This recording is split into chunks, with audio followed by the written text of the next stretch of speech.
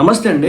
మరో అవినీతి బయటపడింది. పవన్ కళ్యాణ్ గారు గుట్టు విప్పేశారు. జగన్మోహన్ రెడ్డి గారి హయాంలో తిరుమల తిరుపతి దేవస్థానానికి ఎవరైతే అతిథులు వస్తారు కదా, వాళ్ళకి కప్పుతారంట శాలువాలు.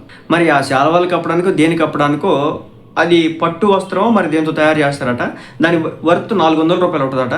కానీ దాన్ని 1300 రూపాయలు పెట్టి కొన్నారంట. ఇది పవన్ కళ్యాణ్ గారి దగ్గరికి సమాచారం అయితే వెళ్ళింది. మీడియా వాళ్ళు వెళ్ళి ఇలా జరిగిందంట కదా అంటే ఆయన తీవ్ర స్థాయిలో మాట్లాడాడు. ఏంది దరిద్రం, ఏంటి కల్తీలు, ఒక పక్కేమో లడ్డూ కల్తీ చేస్తారు, ఇంకో పక్కేమో దేవుడికి సంబంధించి సెట్లు వేసుకుంటారు, మరో పక్కేమో ఇలా ప్రతి దాంట్లో కూడా అవినీతి చేస్తూ ఉంటారు అని చెప్పేసి పవన్ కళ్యాణ్ గారు తీవ్ర స్థాయిలో మండిపడడం అయితే జరుగుతుంది. అలాగే మీరు ఇంకో విషయం గమనించినట్లయితే ఈ పరకామణి కేసు ఏదైతే ఆ అక్రమ మార్గంలో భక్తులు ఇచ్చినటువంటి డాలర్స్ ఏవైతే ఉన్నాయో వాటిని దొంగతనంగా దాపెట్టుకున్నటువంటి ఒక వ్యక్తిని పట్టుకున్నటువంటి ఎవరైతే అధికారి ఉన్నాడో ఆయన కూడా తెలియకుండానే ఆయన చనిపోయినటువంటి పరిస్థితి. ఎలా చనిపోయినాడో కూడా తెలియదు. అనుమానాస్పద స్థితిలో మరణించినాడు ఆయన. ఒక ట్రైన్లో ఏదో ఈ కేసు నిమిత్తమే కోర్టుకు వెళ్తా ఉన్నాడు, పోయినాడు. అలాగే ఈ పరకామణి కేసుకు సంబంధించి అసలు ఎటు టర్న్ అవుతుందో కూడా అర్థం కానటువంటి పరిస్థితి. అంటే ఒక పక్క మీరు చూడండి, నెయ్యి కల్తీ అన్నారు, ఆ తర్వాత అక్కడ జంతువులు చనిపోయినాయి అన్నారు, ఆ తర్వాత ఇప్పుడు ఏదైతే ఈ శాలువాలో వేస్తారంట కదా, నాకు పెద్ద ఐడియా లేదు, క్షమించండి, బట్ ఇదే కాంటెక్స్ట్ అయితే ఇదే పట్టు వస్త్రం మీద వేస్తారట.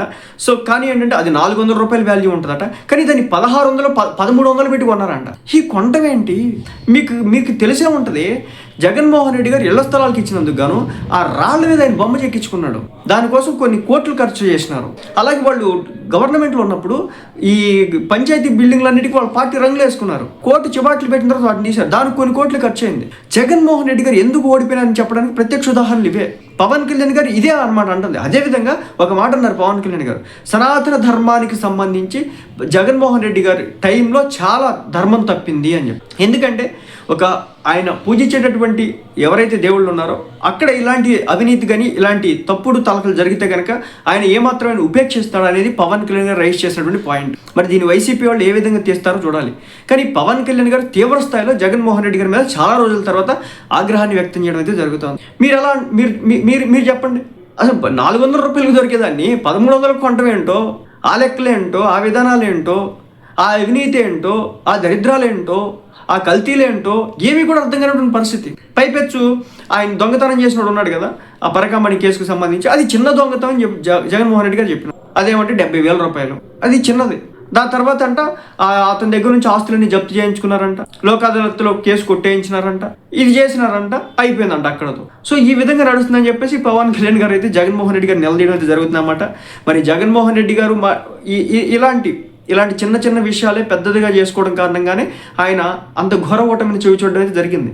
దయచేసి ఇలాంటివి చూడకుండా, అంటే అన్నీ జగన్మోహన్ రెడ్డి గారు చేస్తారని నేనైతే అన్నాను.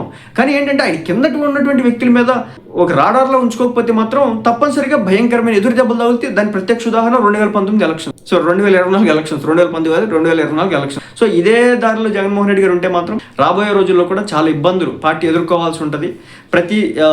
మీరు చూసినారు కదా, ఋషికొండ ప్యాలెస్ల దగ్గర నుంచి మొదలు పెడితే రోడ్లు వేయకపోవడానికి, ఎలక్ట్రిక్ ఛార్జెస్ పెంచడానికి, బస్ ఛార్జెస్ పెంచడానికి, నేను చెప్తున్న ఎలక్షన్స్ టైంకి ఇంకోసారి జగన్మోహన్ రెడ్డి గారు నీళ్ళు రేవెట్టేస్తారనిపిస్తుంది నాకైతే. ఎందుకంటే రోజుకు ఒకటి బయటకు వస్తూ ఉన్నాయి. ఈ తిరుమల తిరుపతి దేవస్థానం చుట్టూనే ఎదిగితే కోకొల్లలో అవినీతి, కోకొల్లలో అక్రమ, కోకొల్లలో ఆక్రమణలో ఎన్ని కూడా కనిపిస్తున్నటువంటి పరిస్థితి. ఈ కేసులకు సంబంధించి జైలుకి వెళ్ళిన వాళ్ళు ఉన్నారు, వాళ్ళు బయటకు రాలేదు. దాదాపు 90 రోజులు 100 రోజుల నుంచి ఇంకా జైల్లో ఉన్న వాళ్ళు ఉన్నారు. సో పవన్ కళ్యాణ్ గారు అయితే పూర్తి స్థాయిలో జగన్మోహన్ రెడ్డి గారి మీద తన ఆగ్రహాన్ని అయితే వ్యక్తం చేసినారు. ఈ 400 రూపాయలు పంచేది 1300 కొనడం ఏంటనేది పవన్ కళ్యాణ్ గారు గట్టిగా మాట్లాడినటువంటి మాట. మరి మీరు దీనిపై ఏమంటారు? సమర్థించేవాళ్ళు, మరి ముఖ్యంగా ఈ విషయంలో జగన్మోహన్ రెడ్డి గారిని సమర్థించేవాళ్ళు ఏ విధంగా? నేను ఇక్కడేదో జగన్మోహన్ రెడ్డి గారిని డీగ్రేడ్ చేయడం, ఆయన తక్కువ చేయడం, ఆయన గురించి మాట్లాడడం కాదు. స్వయాన రాష్ట్ర ఉప ముఖ్యమంత్రి మాట్లాడుతున్నాడు, దానికి మినిమం కౌంటర్ని ఇచ్చుకోండి. కౌంటర్ కూడా ఇవ్వకపోతే చాలా దరిద్రంగా ఉంటుంది.